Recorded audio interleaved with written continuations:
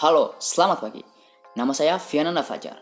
Saya dari Prodi Sastra Inggris 2018. Nah, kali ini saya akan membahas tentang topik yang telah dibawakan oleh Pak Antoni Wahyudi dalam mata kuliah umum kewarganegaraan.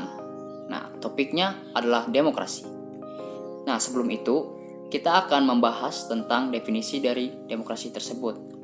Jadi, kata demokrasi berasal dari dua kata, yaitu demos, yang berarti rakyat, dan kratos atau kertein, yang berarti pemerintahan, sehingga dapat diartikan sebagai pemerintahan rakyat, atau yang lebih kita kenal sebagai pemerintahan dari rakyat, oleh rakyat, dan untuk rakyat.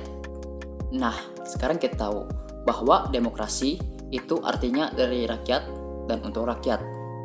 Di bagian kali ini, saya akan menjelaskan tentang permasalahan dan juga opini saya terhadap masalah ini.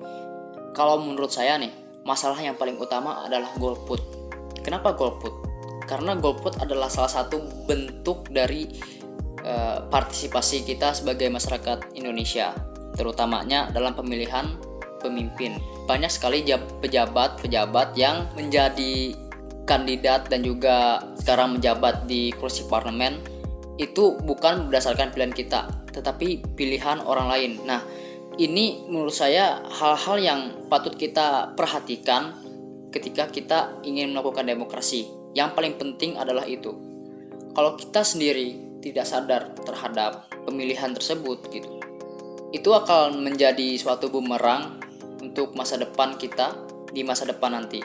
Dan juga yang paling penting adalah itu menentukan bagaimana jalannya Indonesia ke depan. Seperti contohnya, kita kan tahu bahwa permasalahan yang ada baru-baru ini yaitu keluarnya RUU undang-undang, saya lupa namanya, tapi itu yang menjadi kontroversi sampai seluruh mahasiswa turun ke jalan untuk demo. Nah, itu kan adalah keputusan dari Dewan Perwakilan Indonesia yang mengeluarkan peraturan seabsurd itu, yang menurut saya itu kurang relevan untuk masyarakat Indonesia sendiri. Nah, di situ menjadi contoh bahwa pemilihan suatu pemimpin itu berdasarkan pemilihan kita. Nah, kalau kita sendiri tidak memilih, siapa yang akan memilih?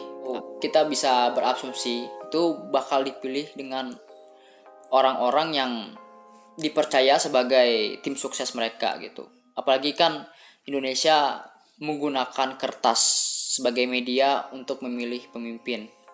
Nah, bayangkan jika kertas itu tersia-sia dan apa yang terjadi, ya kita tidak tahu, mungkin mereka akan mencurangi pemilihan tersebut gitu, dan bisa menjadi suatu ancaman besar bagi rakyat. Karena ketika pemimpin yang sudah dipilih, yang ya pilihan lah, itulah vote, kalau bahasa Inggrisnya vote.